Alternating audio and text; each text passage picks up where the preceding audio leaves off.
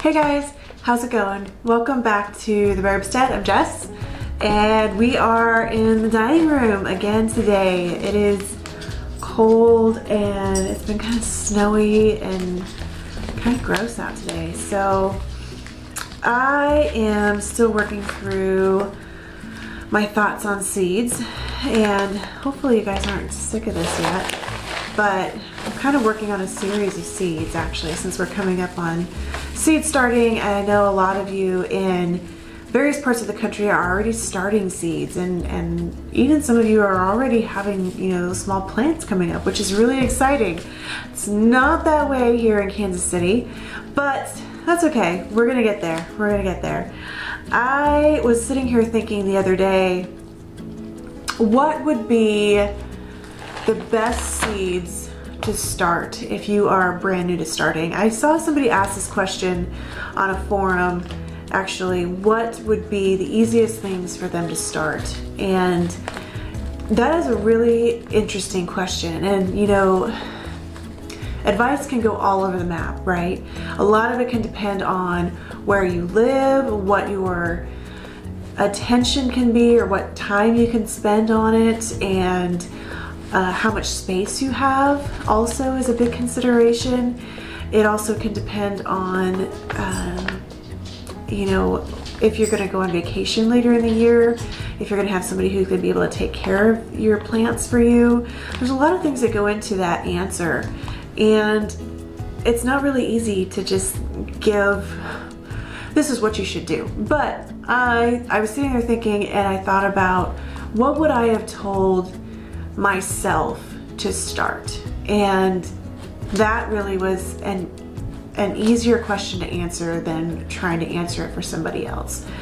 So I sat there and I kind of started to make a list, and I thought about also, what do I eat? Because that's a big answer too. What do I enjoy looking at, and what is exciting to me? And thinking back to those first things that were really exciting and gave me big wins and made me feel really accomplished as an early gardener. So the first thing that I would say is to, this is kind of a top 10 list, is to pick off of an easy list. And the very first piece of advice I give any gardener is to just, one, get started. You see something that makes you excited and you want to do it, then go do it. You know, don't get too caught up in rules and lists and requirements. But if you're looking for some place to start because you just don't know, but you know you want to get started, then this may be helpful for you. So the first thing that I would say if you're going to start is you can get seeds. First of all, you can get seeds anywhere. I personally have a lot of Baker Creek seeds, and I like that they have really good pictures on the front of them. So I'm going to be showing you a lot of Baker Creek seeds. I'm not affiliated with them. They're not providing any sort of sponsorship or promotion or anything here. I just happen to like that they have a really high quality picture on the front of the packet. So the first thing that I would say to put on your list would be 2 tomato plants. And I would pick a slicer and a cherry. So a slicer is going to be your larger tomatoes. This is going to be something that's, you know, 5+ ounces probably. And you're going to get pretty good results probably with something like this particular variety. It's well known, easy to grow, and they're going to get pretty large. The other thing I would pick would probably be a cherry. This is just a general cherry type. This is Ice's candy cherry, but any cherry variety that you think looks interesting would be well worthwhile. The ultimate goal here is just so that way you have something to grow. If you want to do 2 slicers or 2 cherries or whatever makes you happy. I just recommend doing 2 tomatoes. And keep in mind too, if you have limited space and you're trying to do containers, sometimes it's easier to grow a dwarf variety, which is a short variety. Tomatoes, if you've never grown them before, they get really, really tall. I didn't know that the first time I grew them, and I grew 10-foot tall tomatoes in a 5-gallon pot. It was a very eye-opening experience into the world of gardening. I felt super successful. I was so excited about how they turned out. I was just ecstatic, but I didn't realize that they got that big. And had I known that, and had I known that there were different options, I probably would have picked something different. So I would pick probably a dwarf variety. Now Victory Seeds has a whole giant list of dwarf varieties, and I would pick any one of those off of there. I've had great success with their seeds, and I think that you'd find something there that you'd like. They have every color imaginable. They have cherries and slicers and pastes and all different types of tomatoes, anything that you could want. Pick one that looks interesting to you if you're looking for a shorter tomato plant. So 2 tomato plants. The next thing that I would say is 2 pepper plants, because they're easy to grow. And the nice thing about a pepper plant, if you decide to do containers rather than in-ground gardening or in a raised bed, is that you can put 2 pepper plants in a 14-inch pot. I know because I've done it. I've done it several times. It's pretty easy to do. And the nice thing too is that if they're in there and they're working together with one big stake to hold them up, you save some space and they kind of help stake themselves. So in that two type, I would pick either if you're going to grow them together in the same pot, I would say pick the same type. But if you're going to grow 2 different types, maybe put them in separate pots. Regardless, I would say pick yourself a sweet bell pepper. California Wonder is easy, reliable. You'll always be happy with it.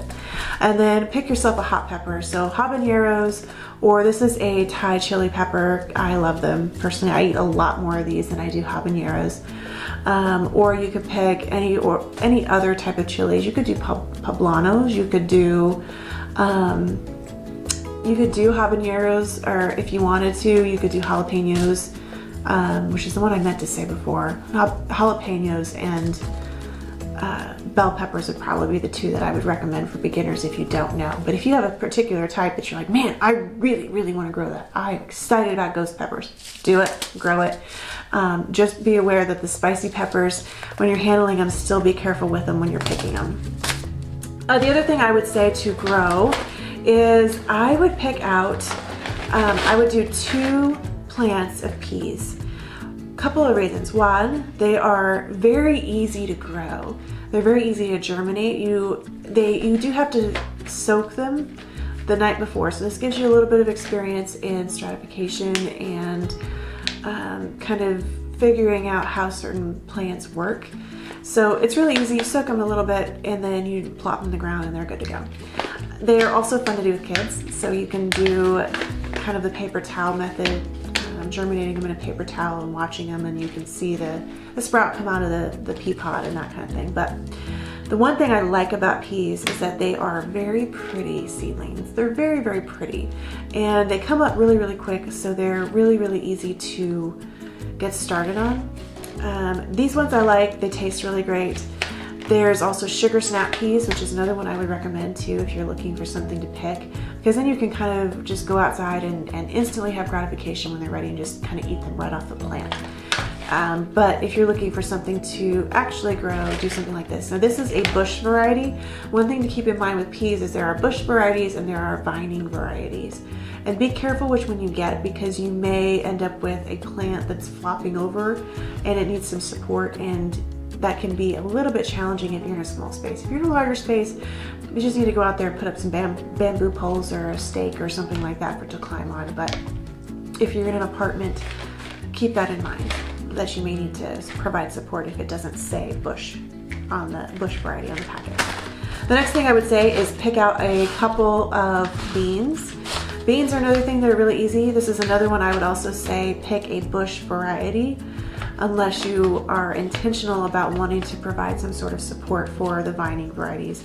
Especially pole beans can get really, really large, really, really quickly.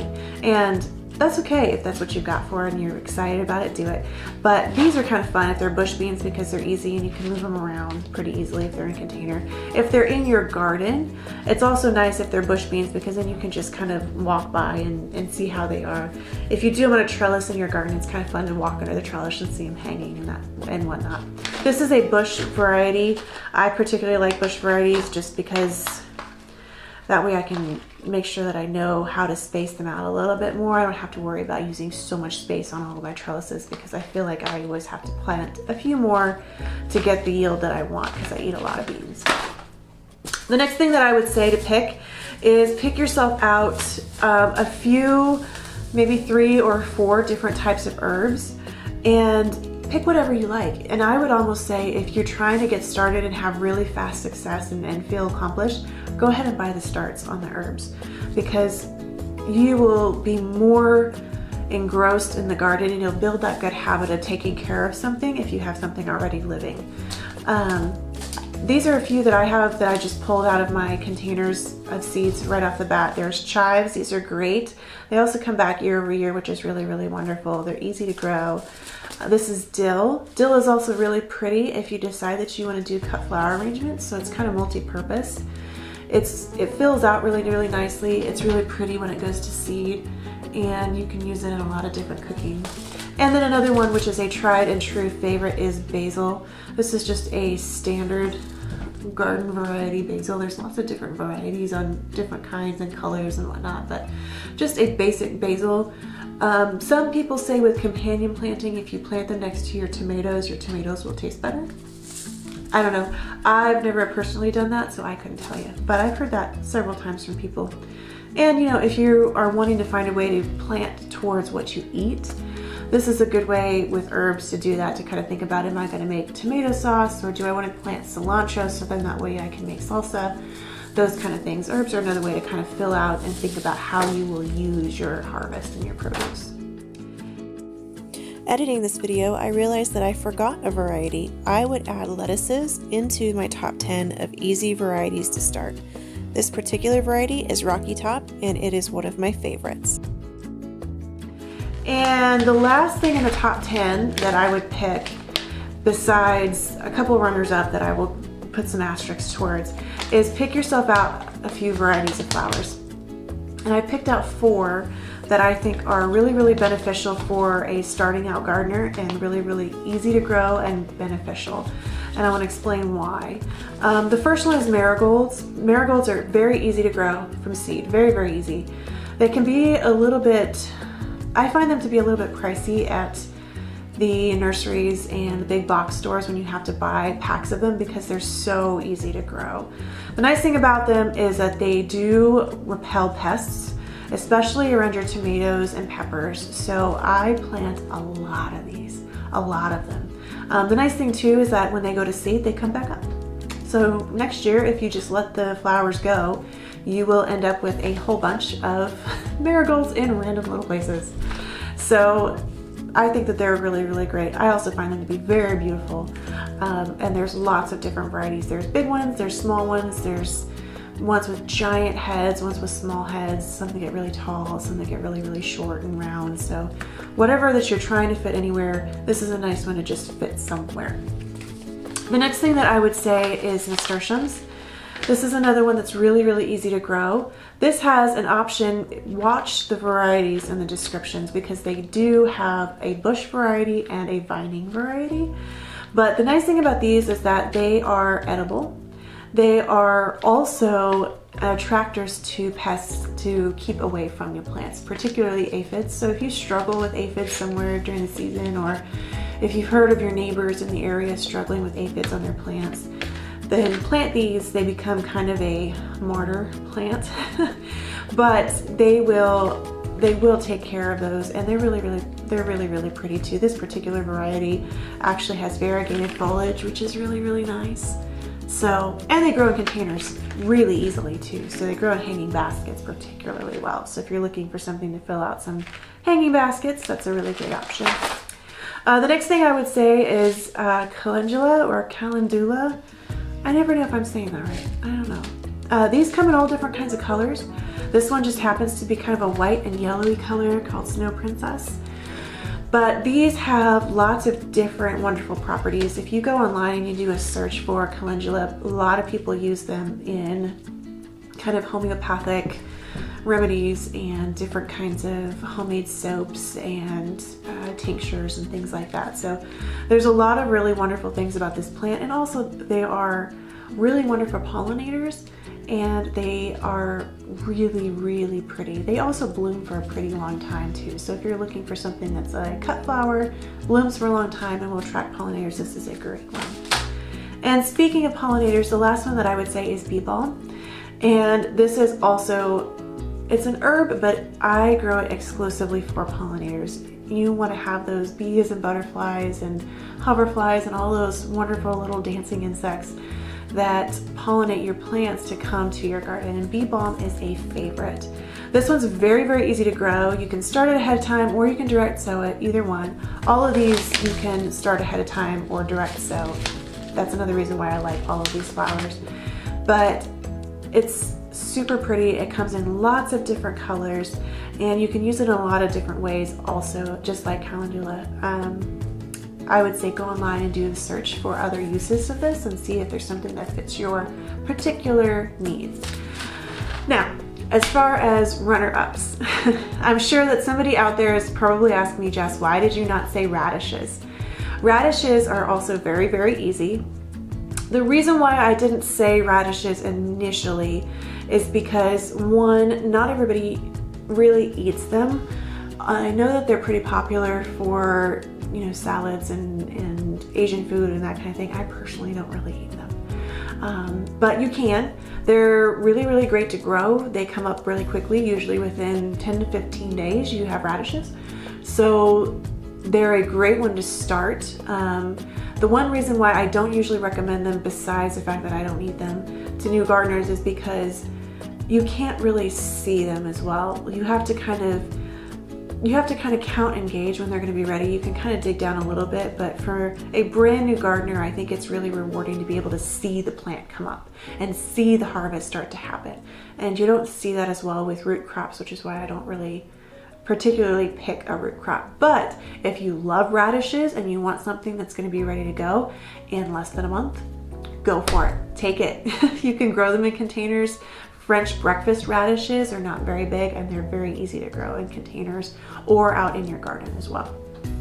The other thing that is kind of a bonus is cucumbers. And cucumbers also very, very easy to grow. The one reason why I left them off is because they take up so much space and they are also extremely heavy feeders and they take a lot of water. So tomatoes you can make the same case for, but so many people are excited about growing tomatoes, and you can more easily tuck in a tall tomato plant than you can with a giant vine of cucumbers. And I just find them to be a little bit more challenging in small spaces. Now, if you have a large garden and you've got the space for the cucumber, by all means go for it. There are, I don't know how many varieties, I mean dozens. You can get big ones, small ones, round ones, yellow ones, white ones, green ones, brown ones. Pick whatever makes you happy. Pick one that makes you excited and go for it. They're very easy. You just start them outside and they'll come up in a couple of weeks and be ready to go. After that, if there's anything that you want to add, things like eggplants and watermelons and sweet corn, and I would say, what else is another easy one to kind of bump up to? Okra is very easy to bump up to. All of those things, they start to kind of build on the skill set that you already have. But if you pick any of these particular plants that I've gone over so far, they are going to build up your skill set as a gardener. They're going to build up your skill set for starting and direct sowing and getting in the habit of actually growing something that you can turn into a harvest. And the other thing is that most of these things you can easily filter into a meal.